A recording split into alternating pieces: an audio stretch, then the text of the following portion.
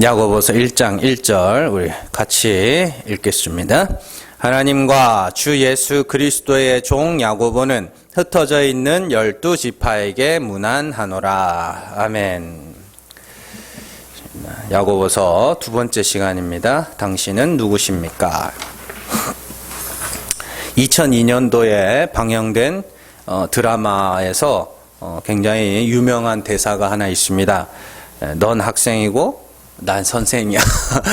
그게 이제 그때 고등학생, 남자 고등학생과 여자 선생님이 이렇게 서로를 사랑하게 되면서 이렇게 그려나갔던 걸 드라마죠. 그래서 그때 학생과 제자의 관계가 연인 관계로 발전하려던 찰나에 선생님인 여자 주인공이 학생인 남자 주인공에게 이러면 안 된다. 선 넘지 말아라. 이렇게 그런 의미로 던졌던 대사죠. 그래서 너는 학생이고 나는 선생이야. 이렇게 그랬던 기억이 나는데 이 당연한 말이 왜 명대사가 되었는지를 우리가 생각해 볼 필요가 있습니다. 이 말은 학생과 선생이라는 그 각자의 정체성이 흔들리는 상황에서 서로의 정체성을 확립하고 그리고 그 정체성을 근거로 올바른 관계를 정립하기 위한 선생님의 몸부림이었죠. 우리는 더 이상 가까워지면 안 돼. 그런 의미였죠. 우리는 연인 관계가 아니라 사제 관계이기 때문에 그 정체성이 흔들려서는 안 된다. 그런 의미입니다. 인간관계의 신기한 것 중 하나가 두 사람 사이에는요. 하나의 정체성만이 존재할 수밖에 없습니다. 우리가 생각하기에는 뭐 학교에서는 선생님 학생 관계고 뭐 학교 밖에 나오면 연인 관계고 그러면 되지. 근데 사실 그게 안 돼요. 그게 안 된다니까요. 잘 한번 생각을 해보세요. 두 사람 사이에는 그 하나의 정체성만이 존재할 뿐이에요. 그냥 나머지는 그냥 명분만 존재하는 겁니다. 명분만. 이 드라마의 대사를 보면서 우리는 사제관계와 연인관계가 양립할 수 있을 것처럼 생각하기 쉽지만 사실 둘 중에 하나의 정체성을 선택하는 순간 나머지 하나는 그냥 명분만 남게 돼요. 이름만. 예수님도 비슷한 말씀을 하신 적이 있죠. 하나님과 재물을 겸하여 섬기지 못한다고 하시면서 하나를 섬기게 되면 다른 하나를 미워하게 될 것이다. 그렇게 말씀하셨죠. 인간관계도 마찬가지예요. 단 하나의 정체성만 존재할 뿐이에요.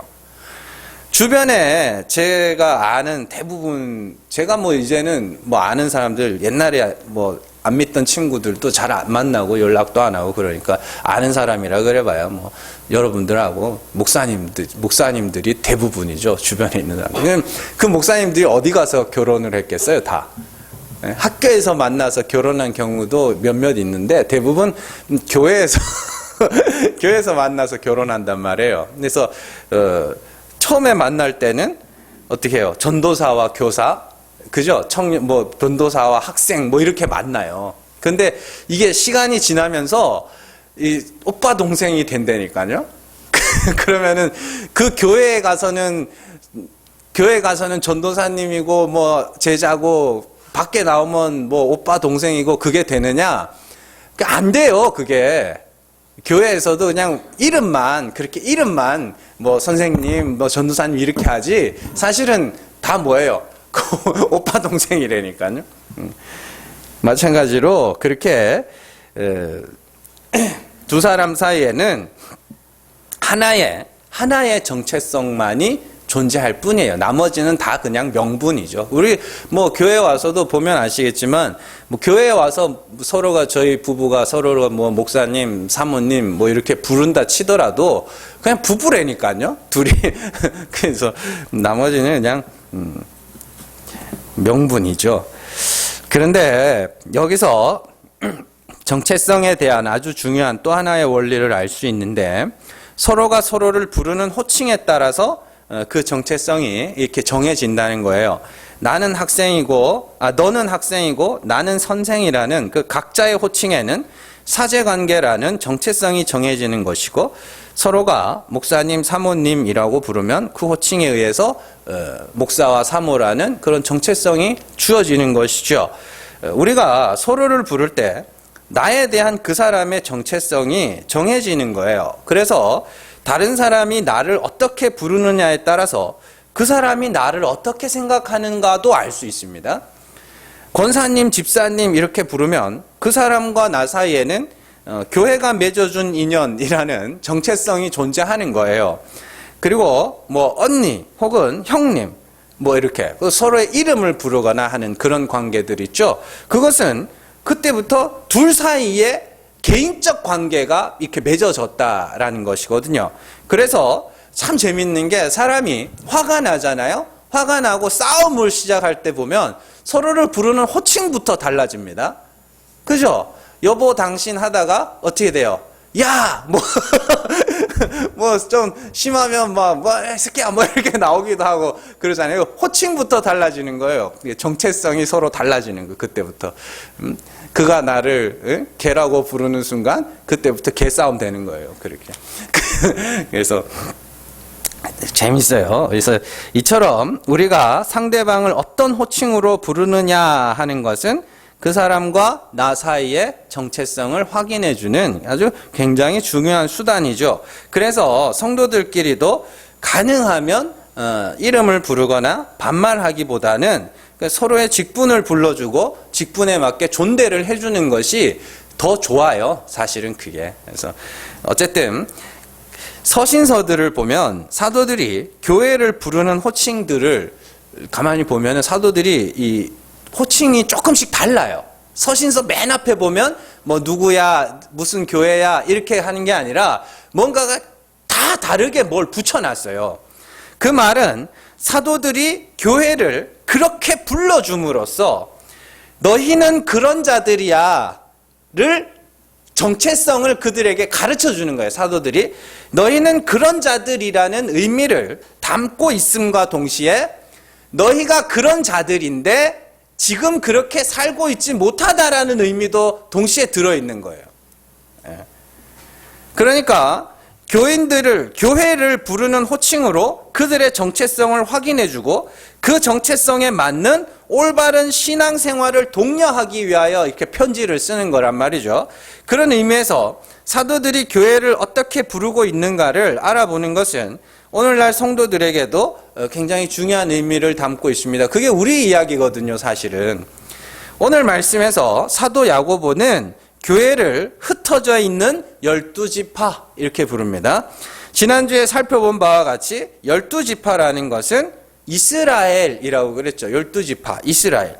그러나 야고보가 말하는 12지파라는 것은 단순히 혈통적 아브라함의 자손, 지금 우리가 아는 그 유대인들을 이야기하는 것이 아니라 이면적 아브라함의 자손이며 이면적 아브라함의 자손이라는 말은 아브라함과 같은 믿음을 가진 자들이라는 뜻입니다.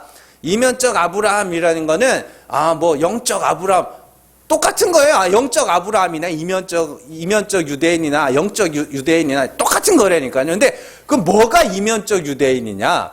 혈통적 유대인. 아브라함의 이 혈통 있잖아요. 그 혈통을 따라서 난 자들은 혈통적 유대인이라 하는 거고, 아브라함과 같은 믿음을 가진 자들, 그들을 이면적 유대인이다 이렇게 부르는 겁니다. 그래서 사도 바울 역시 이스라엘에 대하여 혈통적 이스라엘의 무의미함과 진짜 이스라엘은 아브라함과 같은 믿음을 가진 이면적 유대인들이다 그렇게 확인을 해준 적이 있죠. 로마서 2장 28절에서 29절 말씀입니다. 같이 읽습니다. 무릇 표면적 유대인이 아니요 표면적 육신의 할례가 아니니라. 오직 이면적 유대인이 유대인이며 할례는 마음에 할지니 영에 있고 율법 조문에 있지 아니한 것이라. 그 칭찬이 사람에게서가 아니요 다만 하나님에게서니라. 아멘. 바울이 말하는 표면적 유대인은 혈통적 유대인을 말하는 것이고, 이면적 유대인은 아브라함과 같은 믿음을 가진 자들이라는 뜻이에요. 그런데 바울은 표면적 유대인과 이면적 유대인을 비교하면서 유대인의 증거로, 너희가 유대인이라는 증거로 뭘 말하냐면 할례를 말하고 있어요. 그렇죠. 표면적 유대인은 육신의 할례를 받은 자들이고 이면적 유대인은 마음의 할례를 받은 자들이다. 이렇게 이야기해요. 그러면 우리는 할례를 받아야 돼요, 말아야 돼요? 받아야 돼요. 이면적 마음의 할례는 꼭 받아야 됩니다. 그거 없으면 안 돼요. 그거 없으면 이면적 유대인이 아닌 게 되는 겁니다. 마음의 할례를 받아야 돼요. 표면적 유대인의 증거가 표면적 육신의 할례라면 이면적 유대인의 증거는 마음의 할례다. 이렇게 이야기를 하는 거예요. 자, 구약 성경에 보면 그 전쟁터에서 다윗이 제일 대표적으로 그랬죠. 할례 받지 못한 자들, 이런 말을 굉장히 자주 씁니다. 할례 받지 못한 자들. 그게 뭐냐면 유대인이 아닌 자들, 하나님을 알지 못하는 자들, 그런 의미들이 그 안에 담겨져 있거든. 저 할례 받지 못한 자들, 이렇게. 그러면 그 할례라는 게 유대인과 이방인을 분리시켜주는 아주 중요한 수단이라는 거죠. 그런데 사도 바울이 지금 그 이야기를 마음의 할례라는 것으로 바꿔서 이야기를 하고 있는 겁니다. 그러니까 마음의 할례를 받은 자들은 거룩한 하나님의 백성이지만 마음의 할례를 받지 못한 자들은 세상에 속한 자들이 되는 거예요. 그러면 야고보가 교회를 부르는 12지파라는 표현은 결국에 이면적 유대인이라는 것이며 이면적 유대인들은 뭐예요? 아브라함과 같은 믿음을 가진 자들이며 그들은 반드시 뭘 해야 돼요? 마음의 할례를 받아야 된다. 이 이야기가 쭉 이어지는 겁니다. 그렇다면 마음의 할례라는 것이 도대체 무엇인가? 그걸 알아야 받을 거 아닙니까? 그걸 받아야 또 이스라엘이니까 12지파니까. 그에 관하여는 사도 바울이 잘 설명해 줍니다. 처음에 할례라는 예식이 주어진 것이 하나님이 아브라함이 99세 때에 주신 것이죠. 99세 때. 원래 아브라함이 75세에 하나님이 내가 아들을 줄 거야. 그때 아들이 없었거든요. 그래서 아들을 줄 것이다 라는 약속을 주십니다. 그때 아브라함이 하나님을 믿음으로 의롭다 하심을 받았다. 창세기 15장에 나오는 말씀이죠. 그 의롭다 하심을 받았다 그래요. 믿음으로 의롭다 하심을 받았다 그래요. 자, 그리고 그때부터 아브라함은 하나님의 약속을 신뢰하면서 하나님이 주실 때까지 잠잠히 기다렸나요? 아니죠. 이스마엘을 내어놓기도 하고 자기 종을 내어놓기도 하고 막 그랬단 말이에요. 그래서 하나님이 안 줘요. 계속 안 줍니다. 그리고 처음 약속이 주어진 시간으로부터 24년이 지난 99세 때에 하나님이 아브라함을 찾아오셔서 명년 이맘때에 아들을 주실 것이다. 이렇게 이야기를 하세요. 그때 상태가 어땠어요? 아브라함에게는 낙이 없었고, 그죠? 그리고 사라는 생리가 끊어져서 그 아브라함과 사라에게서는 절대로 아이가 나올 수 없는, 인간 측에는 가능성이 1%도 없는 완전한 0%의 상태. 그걸 사도 바울이 로마서 4장에서 아브라함이 죽은 것 같을 때 이렇게 이야기를 합니다. 사라의 몸이 죽은 것 같을 때. 죽었다는 건 불가능이라는 것이잖아요. 불가능한 상태. 그때가 되었을 때 하나님이 그에게 뭐 하라 그래요? 할례 받아라. 그렇게 이야기합니다. 그러면 마음의 할례라는 건 결국에 뭐예요? 나는 안 됩니다. 나는 불가능입니다. 그 상태를 마음의 할례라고 하고 그걸 몸에 새긴 거, 그 마음의 상태를 몸에 새긴 게 육신의 할례란 말이에요. 그러면 육신의 할례라는 건 의미가 있어요, 없어요? 마음의 할례를 받은 자들에게는 의미 있는 게 되는 거지만 마음의 할례를 받지 못한 자들에게는 그건 아무 의미가 없는 거예요. 그렇게 되는 것이죠. 자, 그래야 그때 할례를, 마음의 할례를 받은 자들을 그 아브라함이 99세 때 할례, 마음의 할례를 받았을 때 이제 아들을 줘야 이 아들은 누가 준 거? 하나님이 은혜로 주신 아들이 되는 거 아닙니까? 그렇게 은혜가, 하나님의 은혜가 돋보이기 위하여 그 은혜 받은 자들이 어떻게 해요? 죽는 거. 그걸 마음의 할례라고 이야기를 하는 거란 말이죠. 자, 그렇게 99세 때에 하나님이 아들을 주시겠다고 하면서 아브라함에게 할례를 받으라고 말씀하신 것이고, 그렇다면 하나님이 할례를 행하게 하신 이유는 너는 안 되지, 그래서 이제 내가 할 거야. 그게 마음의 할례라니까요. 인간 측의 불가능함을 인정하고 온전히 하나님만 의지하는 상. 의지라니까 하나님 이게 아니고 불 가지고 태우든지 이거요. 그 상태. 그래서 몸에 새긴 할례는 마음의 할례를 그냥 표로 새긴 것이다, 이렇게 이야기를 해요. 로마서 4장 11절 말씀입니다. 같이 읽습니다. 그가 할례의 표를 받은 것은 무할례 시에 믿음으로 된 의를 인친 것이니 이는 무할례자로서 믿는 모든 자의 조상이 되어 그들도 의로 여기심을 얻게 하려 함이라. 아멘. 굳이 보시면은 할례의 표, 굳이 할례의 표 이렇게 해놨죠. 그게 몸에 새긴 할례란 말입니다. 그러니까 굳이 이 단어를 쓰는 이유는 그 몸에 행한 할례는 그 마음의 할례를 표로 새긴 걸 뿐이다라는 것이죠.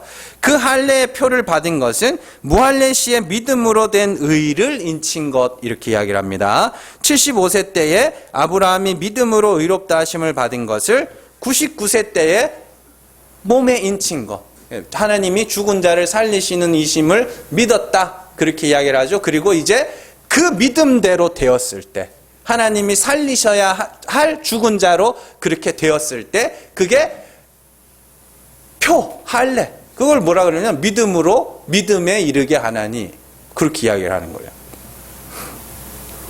자, 그리고 사도 바울은 아브라함의 믿음에 대해서 하나님은 죽은 자를 살리시고 없는 것을 있는 것으로 부르는 분이심을 믿었다. 그러니까 믿음이라는 것이요, 여러분들 막연하게 하나님이 해주실 줄 믿습니다, 이게 아닙니다. 하나님이 어떠한 분인지를 믿는 거예요. 여러분들의 믿음을 믿지 마세요. 여러분들의 믿음을 믿지 마시라고요. 여러분들의 믿음이라는 게 뭐냐면 내가 이렇게 하면 하나님 이렇게 해주실 줄 믿습니다 하는, 그게 여러분들의 믿음을 믿는 거고, 성경이 말하는 거는 하나님이 어떠한 분이심을 믿는 거예요. 그래서 야고보서에도 보면 너희 믿음이 하나님이 한 분이신 것을 믿는 거야, 그 정도야. 그건 귀신도 아는 건데 그 하나님이 어떤 분인지를 알아? 그 하나님이 어떤 분인지를 믿어? 그렇게 이야기를 하는 거거든요. 그러니까 믿음이라는 것은 하나님이 어떠한 분이신가를 믿는 것이지 내 믿음을 믿는 게 아닙니다. 잘 이해를 하셔야 돼요. 자, 로마서 4장 17절입니다. 같이 읽습니다. 기록된 바 내가 너를 많은 민족의 조상으로 세웠다 하심과 같으니 그가 믿은 바 하나님은 죽은 자를 살리시며 없는 것을 있는 것으로 부르시는 이시니라. 아멘. 4장 23절에서 24절입니다. 같이 읽습니다. 그에게 의로 여겨졌다 기록된 것은 아브라함만 위한 것이 아니요 의로 여기심을 받을 우리도 위함이니 곧 예수 우리 주를 죽은 자 가운데서 살리신 이를 믿는 자니라. 아멘. 보세요. 아브라함의 믿음의 내용이 뭐예요? 하나님은 죽은 자를 살리시며 없는 것을 있는 것으로 부르시느니, 그게 아브라함의 믿음의 내용이죠. 그리고 4장 23절 24절에 보면 의로 여기심을 받을 우리도 위함이니 우리의 믿음도 뭐라는 거예요? 예수 우리 주를 죽은 자 가운데서 살리시니. 그럼 우리의 믿음이 누구에게 향해 있어요? 그 하나님이 죽은 자를 살리시는 이심을 믿는 우리도 아브라함과 같은 믿음을 가진 자들이다, 그렇게 이야기를 하는 것이죠. 그래서 아브라함이 죽은 자와 같이 되었을 때 이제 아들을 주시면 100% 하나님이 주신 아들임을 고백하는 그 인간 측의 완전한 불가능함과 하나님이 하시지 않으면 나는 안 됩니다라는 그 상태, 그걸 마음의 할례라고 하고, 그 마음의 할례를 몸에 새긴 게 육신의 할례인 것이고, 그런데 육체의 할례를 받은 표면적 이스라엘 백성들은 지금 뭘 못하고 있어요? 마음의 할례를 받지 못해. 그래서 서신서에 보면 예레미야서나 뭐 이런 데 보면 마음의 할례를 받아라, 마음의 할례를 받아라 계속 나와요. 구약 성경에도 나와요, 그게. 그걸 못하고 있다는 뜻이에요.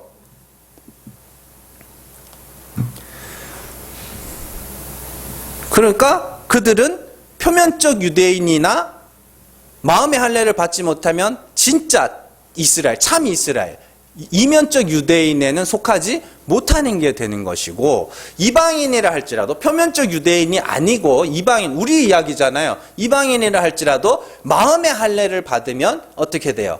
그건 이면적 유대인에 속하는 게 되는 것이죠. 그 아브라함의 자손들이. 그 여러분들이 마음의 할례를 받았으면 여러분들이 뭐예요? 아브라함의 자손들이고. 자, 이처럼 마음의 할례는 인간 측의 불가능함과 전적인 하나님의 은혜를 담고 있는 예식입니다. 그런 의미에서 할례는 세례와도 동일하게 취급돼요. 자, 골로새서 2장 11절에서 12절입니다. 같이 읽습니다. 또 그 안에서 너희가 손으로 하지 아니한 할례를 받았으니 곧 육의 몸을 벗는 것이요 그리스도의 할례니라. 너희가 세례로 그리스도와 함께 장사되고 또 죽은 자들 가운데서 그를 일으키신 하나님의 역사를 믿음으로 말미암아 그 안에서 함께 일으키심을 받았느니라. 아멘. 보세요. 할례와 세례를 똑같이 취급하네요. 그렇죠? 손으로 하지 아니한 할례. 11절에 너희가 손으로 하지 아니한 할례를 받았다 그러죠? 그러면 그게 뭐예요? 마음의 할례.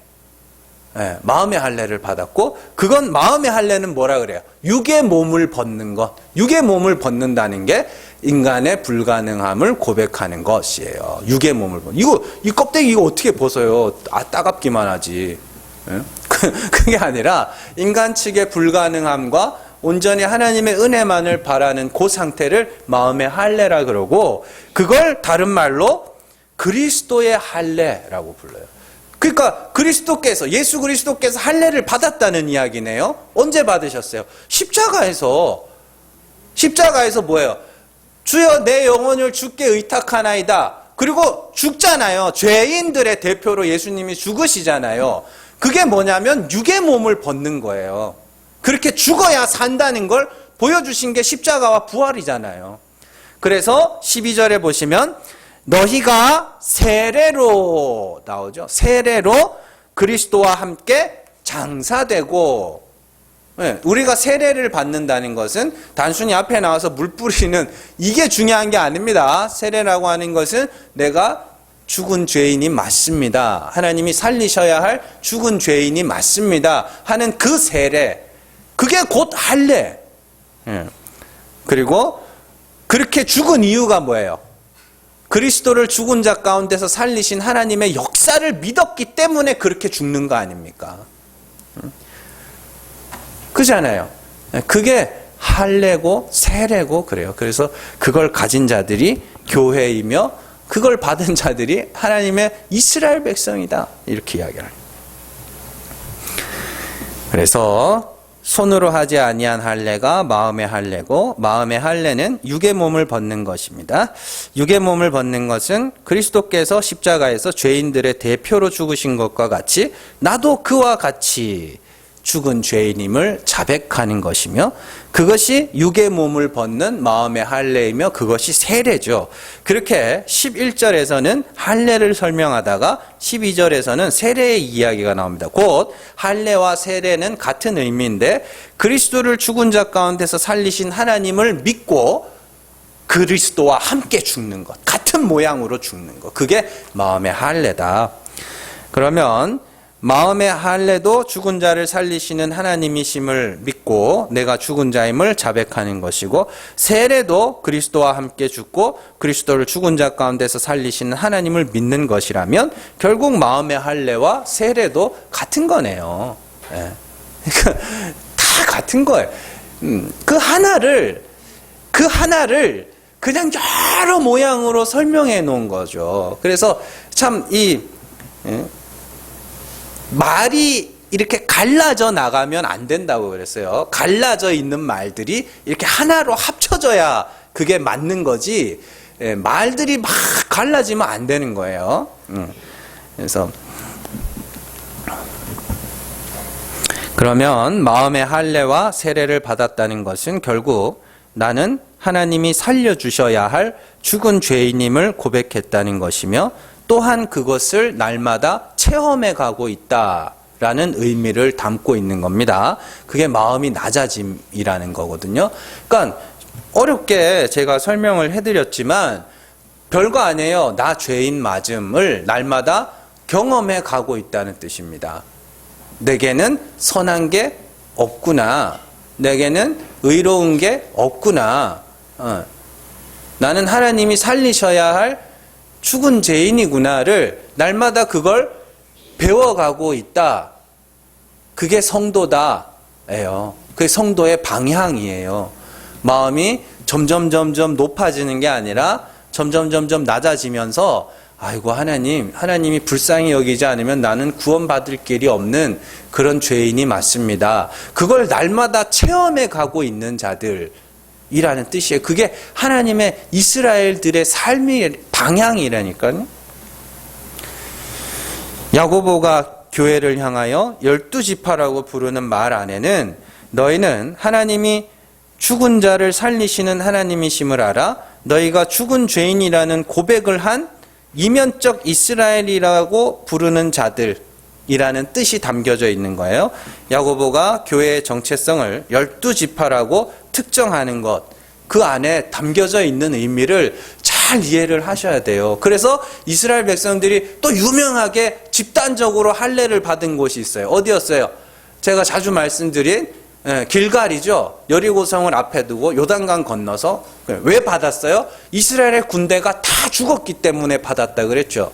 이 군대가 전쟁해야 되는데 군사가 다 죽었어요. 광야 세대들밖에 없다니까요. 그러면 이제 전쟁은 이제 누구밖에 못해요? 그들이 의지할 거는 하나님밖에 없어요. 그 대적은 어떤 상태였어요? 철병거가 있고, 이스라엘 백성들은 돌 들고 싸울 때입니다. 돌 들고 싸울 때. 돌 들고 싸울 때인데, 막 이렇게 영화나 만화 영화 같은 거 너무 자주 보지 마세요. 거기 나오는 거의 거짓말입니다. 막 보면 전부 칼 하나씩 들고 있잖아요. 그게 아니라니까요. 사울 시대 때도 사울과 요나단 외에는 칼을 가진 자가 없었어요. 그러면 겨우 뭐 갖고 싸웠겠어요? 농기구 갖고 싸웠거나 그랬겠지. 돌 들고 싸우고. 그래서 사사기 같은 데 보면 돌 들고 싸우는 장면이 나온다고요. 베냐민 지파의 왼손잡이들이 있는데 그냥 딱 던지는데 딱 정해서 던지면 다 맞추는 자들이 있었다고. 그게 특전 사례니까요. 요즘으로 치면은 그렇게 전쟁하던 때인데 이 가나안 땅을 점령하고 있던 그 사람들은 철병거를 가지고 있었어요. 못 이겨요. 그러면은 그러면 어떻게 되겠어요? 이제 이길 수 있는 건 하나님이 역사해 주는 방법밖에 없죠. 그게 마음의 할례라니까요. 그래서 어떻게 해요? 거기서 할례를 받는 거예요. 몸에 새기는 할례를. 두 할례의 이야기는 여러분들 이건 진짜 은혜가 뭔지를 잘 설명해 주는 거예요. 아브라함이 99세 때 죽은 자와 같이 되었을 때 하나님이 이제는 내가 아들을 줄 거야 라는 것을 약속을 이루기 위하여 마음의 할례를 주시는 것이고, 이스라엘 백성들이 여리고성 앞에서 가나안 전쟁을 앞두고 이제 뭐 해요? 죽은 자와 같이 됐잖아요. 군사가 하나도 없잖아요. 완전한 불가능의 상태일 때 이 전쟁에서 이기면 누가 이기게 하신 거? 하나님이 이기게 하신 거라고 고백할 수밖에 없도록 하나님 거기서 할례를 새긴 것이나, 똑같은 거예요. 하나님이 죽은 자를 살리시고 없는 것을 있는 것으로 부르시는 하나님이심을 두 할례의 사건이 다 그렇게 나타내 주는 거라니까요. 그러면 이제 우리는 그 이야기가 이제 뭐의 이야기예요? 구원의 이야기. 그거 하나 남았다고요.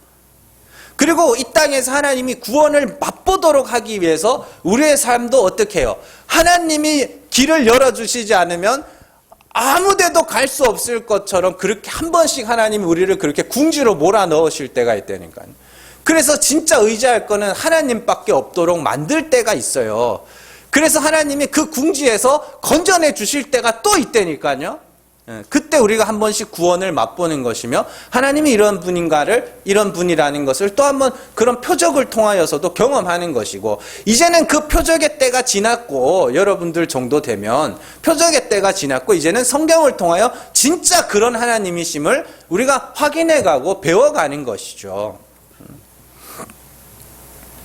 자, 그래서 그런데 12지파라고 부르는 이유가 뭐라고 그랬어요? 너희가 마음의 할례를 받은 자인데 지금 그렇게 못하고 있다라는 의미도 담고 있다고 그랬죠. 그래서 야고보서에 보면 부자와 가난한 자, 높은 자와 낮은 자, 뭐 말세에 재물을 쌓는 자 이런 이야기들이 막 나와요. 이러한 호칭에 관련된 모습은 야고보서에만 등장하는 것이 아니라 사도들의 서신에서 꽤나 자주 찾아볼 수 있는 모습입니다. 고린도전서 1장 2절 한번 보겠습니다. 같이 읽습니다. 고린도에 있는 하나님의 교회 곧 그리스도 예수 안에서 거룩하여지고 성도라 부르심을 받은 자들과 또 각처에서 우리의 주 곧 그들과 우리의 주 대신 예수 그리스도의 이름을 부르는 모든 자들에게 이렇게 되어 있습니다. 사도 바울이 교회를 지칭하면서 고린도 교회입니다. 고린도 교회를 지칭하면서 그리스도 예수 안에서 거룩하여지고 성도라 부르심을 받은 자들, 성도 이렇게 거룩한 자입니다. 거룩한 자들이라 부르심을 받은 자들. 그리고 예수 그리스도의 이름을 부르는 자들이라고 되어 있습니다. 이 말 안에는 성도들은 거룩한 자들인데 너희가 거룩하게 된 것은 예수 그리스도 안에서 된 것이다라는 의미가 담겨져 있는 것이고, 그러면서 그리스도 안에서 거룩하여진 자들은 어떻게 해요? 자기를 자랑하는 것이 아니라 너희를 거룩하게 하시는 예수 그리스도를 자랑해야지라는 의미도 함께 담겨져 있는 것이죠. 그래서 성도는 육체로 자랑하는 자가 아니라 그리스도로 자랑하는 자가 되어야 된다라고 하면서 동시에 예수 그리스도의 이름을 부르는 자라는 것은 예수 그리스도의 이름을 부른다는 게 뭐예요? 우리는 그리스도로 말미암아 죄사함 받아야 하는 죄인입니다라는 그걸 그리스도의 이름을 부르는 자라고 이야기를 하는 겁니다. 그래서 주의 이름을 부르는 자는 구원을 얻으리라라는 말도 우리는 예수 그리스도로 말미암아 죄사함 받아야 하는 죄인입니다라는 걸 부르짖는 것, 그 부르짖음을 이야기하는 거예요. 그렇기 때문에 너희는 모두가 죄사함을 받은 죄인들이기 때문에 스스로 크다 일컫지 마며 다른 이들 판단하지 말아라 라는 그런 말씀들도 나오는 거예요. 고린도전서 1장 27절에서 31절 같이 읽습니다. 그러나 하나님께서 세상에 미련한 것들을 택하사 지혜 있는 자들을 부끄럽게 하려 하시고 세상에 약한 것들을 택하사 강한 것들을 부끄럽게 하려 하시며 하나님께서 세상에 천한 것들과 멸시받는 것들과 없는 것들을 택하사 있는 것들을 폐하려 하시나니 이는 아무 육체도 하나님 앞에서 자랑하지 못하게 하려 하심이라. 너희는 하나님으로부터 나서 그리스도 예수 안에 있고 예수는 하나님으로부터 나와서 우리에게 지혜와 의로움과 거룩함과 구원함이 되셨으니 기록된 바 자랑하는 자는 주 안에서 자랑하라 함과 같게 하려 함이라. 고린도전서 11장 31절에서 32절 같이 읽습니다. 우리가 우리를 살폈으면 판단을 받지 아니하려니와 우리가 판단을 받는 것은 주께 징계를 받는 것이니 이는 우리로 세상과 함께 정죄함을 받지 않게 하려 하심이라. 아멘. 이렇게 뭐 판단, 징계, 또 자랑 이런 이야기가 나오는 이유가 그 앞에 그 호칭 안에 다 들어있어요. 이거 마찬가지로 사도 베드로의 경우에도 성도들을 어떻게 부르는지를 알면 그들에게 말하고자 하는 바가 뭔지도 얼추 알 수 있어요. 베드로전서 1장 1절에서 2절입니다. 같이 읽습니다. 예수 그리스도의 사도 베드로는 본도, 갈라디아, 갑바도기아, 아시아와 비두니아에 흩어진 나그네 곧 하나님 아버지의 미리하심을 따라 성령이 거룩하게 하심으로 순종함과 예수 그리스도의 핏부림을 얻기 위하여 택하심을 받은 자들에게 편지하노니 은혜와 평강이 너희에게 더욱 많을지어다. 아멘. 베드로가 교회를 부르는 호칭이 뭐예요? 흩어진 나그네. 그리고 성령이 예수 그리스도의 핏부림을 얻기 위하여 택하심을 받은 자들 이렇게 이야기합니다. 이 말 안에는 너희가 나그네라고 부르는 이유는 뭐예요? 성도를 나그네라고 부르는 이유는 너희의 본향은 새하늘과 새 땅이야 라는 그 의미가 담겨져 있는 것이죠. 그리고 너희를 택하신 이유가 예수 그리스도의 핏부림을 받아 거룩하게 되기 위함이라는 것은 너희가 그리스도의 핏부림을 받아야 하는 자라는 의미도 동시에 담고 있는 것이죠. 그래서 베드로는 우리가 새하늘과 새 땅을 바라보자는 권면도 하는 것이고 성도는 예수 그리스도의 대속함에 의하여 거룩하게 되며 그러한 믿음은 택하신 자들에게만 임하게 될 것이라는 것을 또한 이야기하고 있는 거예요. 베드로전서 1장 4절입니다. 같이 읽습니다. 썩지 않고 더럽지 않고 쇠하지 아니하는 유업을 잊게 하시나니 곧 너희를 위하여 하늘에 간직하신 것이라. 2장 6절에서 8절 같이 읽습니다.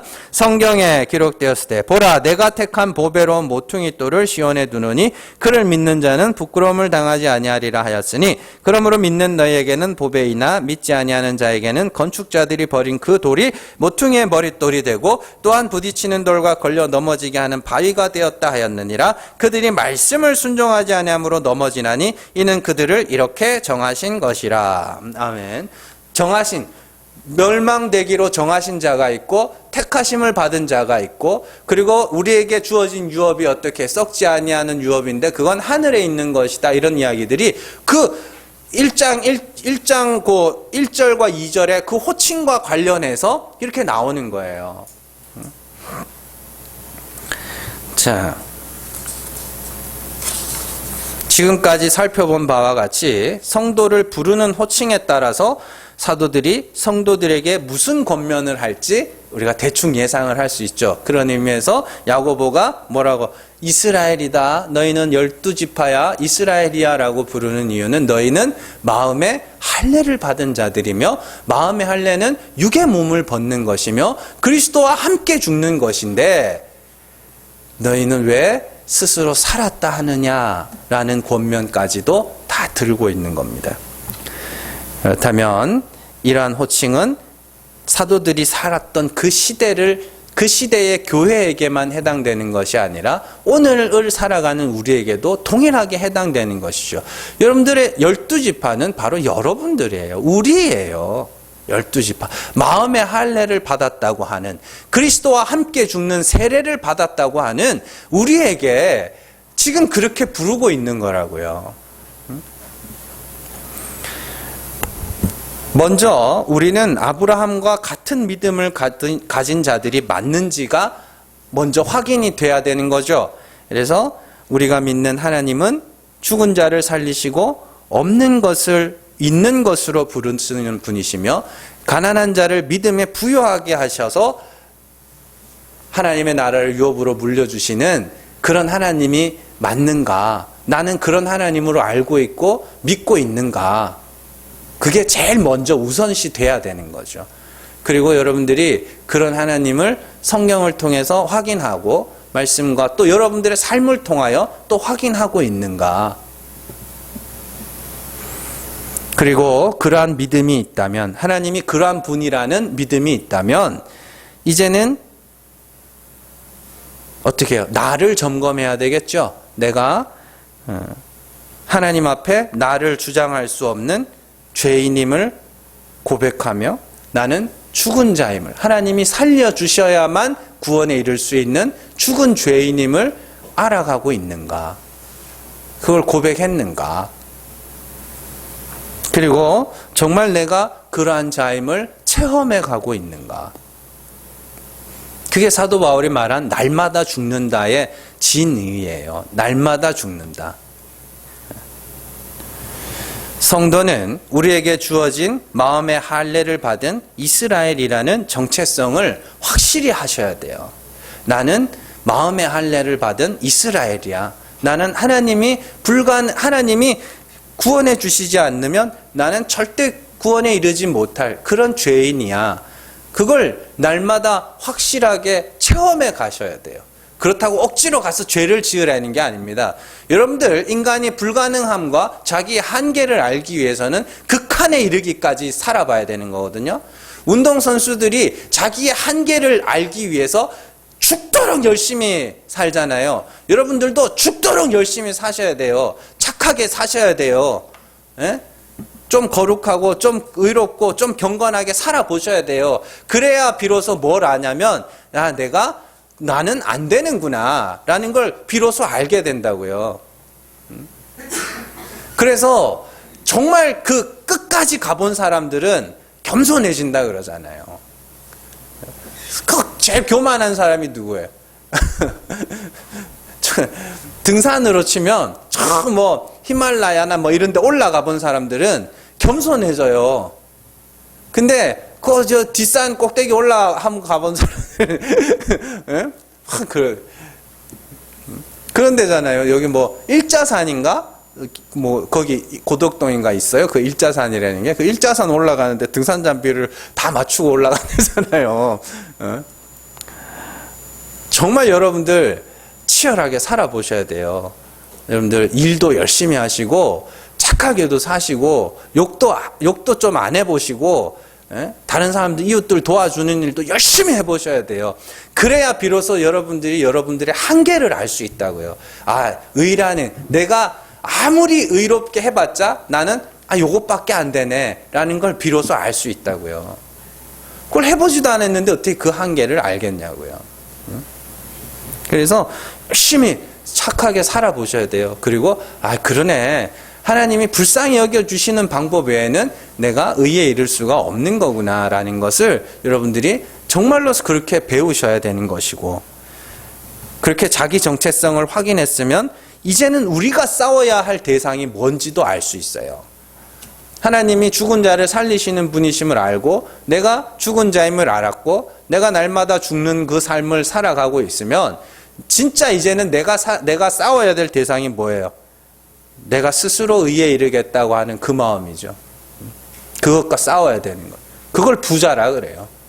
그래서 야고보가 뒤에 가면은 그래요. 말세에 너희가 재물을 쌓았다. 부자들에게 울며 애통해라. 말세에 너희가 재물을 쌓았도다. 그 이야기가 뭐냐면 말세가 뭐예요? 예수님이 오셔서 그 하나님이 어떠한 분인지를 아들이 나타낸 게 말세란 말이에요. 그 예수님이 오셔서 하나님이 죽은 자를 살리시는 분이심을 말씀으로 십자가와 부활로 다 보여주셨음에도 불구하고 여전히 너희가 부자가 되어 스스로 의에 이르겠다, 나는 이렇게 하나님 앞에 큰 자야 하고 있는 그 상태, 그걸 부자라 그래요. 말세에 그런 재물을 쌓으면 절대로 안 된다, 그렇게 이야기를 하는 거란 말이죠. 그래서 그것을 사도 베드로는 육체의 정욕을 제어하라, 사도 바울은 육체의 소욕은 성령을 거스르나니, 이렇게 다 같은 이야기예요. 다. 그러면은 행함이 없는 믿음은 결국에 뭐예요? 예수 그리스도 하나님이 죽은 자를 살리시는 분이시며 그렇게 너희가 하나님이 살리셔야 할 죽은 죄인임을 알았다면 그러면 그 행함이 있어야 될 거 아니에요. 무슨 행함? 내가 죽은 자라는 그 행함, 긍휼의 행함이라 그래요. 그걸. 그래서 여러분들이 수시로 스스로에게 이 정체성을 확인을 하셔야 돼요. 내가 누구인가? 나는 누구인가? 나는 마음의 할례를 받은 이스라엘이지. 마음의 할례를 받은 이스라엘이지. 그렇게요. 근데 여러분들 안에 있는 육체의 정욕은 끊임없이 그것과 거슬러 싸운다고요. 그것과 싸우시라고요. 우리는 그리스도의 피 흘리심에 의하여 죄사함을 받은 죄인들입니다. 죄사함을 받았기 때문에 의로운 것이고 깨끗한 것이지만, 그러나 내가 의롭고 깨끗해서 깨끗한 것이 아니란 말이에요. 그리스도의 피에 의하여 죄사함을 받은 죄인들일 뿐입니다. 우리는 하나님 앞에서 나의 어떠한 행위나 업적을 드러내는 자가 아니라 하나님의 긍휼하심을 구해야 하는 자들이에요. 그리고 그렇게 마음의 할례를 받은 자들에게서는 자연스럽게 자기를 낮추는 모습이 나타나게 돼요. 자연스럽게, 억지로 하는 게 아니고 자연스럽게. 육체의 정욕에 져서 나 스스로를 의롭고 경건하다 생각하는 자들에게서 다른 이들의 나타난 것을 보고 쉽게 정죄하고 판단하며 비방하는 모습이 나타나요. 그들에게서. 그때는 속히 이거 아닌데, 여러분들이 스스로를 이제는 판단할 수 있어야죠. 살필 수 있어야죠. 그리고 자신의 나는 그리스도의 피 흘리심에 의하여 죄사함을 받은 죄인이야. 그걸 날마다 그걸 확인을 하셔야 된다니까요. 우리는 그리스도 안에서 거룩하게 된 하나님의 이스라엘이며, 하나님은 우리가 그 은혜의 풍성함을 찬송하기를 원하시는 분입니다. 12지파 하나님의 이스라엘이라는 그 이름을 통하여서 여러분들의 정체성, 나는 누구인가라는 그 정체성을 확실히 하셔야 돼요. 그리고 이제는 내가 지켜야 할 것이 무엇이며 싸워야 할 것이 무엇인지를 확실하게 아시고 정말로 여러분들이 그 믿음을 잘 지켜나가시고 육체의 정욕과 싸워서 결국에 마지막 날에 승리할 수 있는 저 여러분들 되시기를 주님의 이름으로 축원합니다. 기도하겠습니다.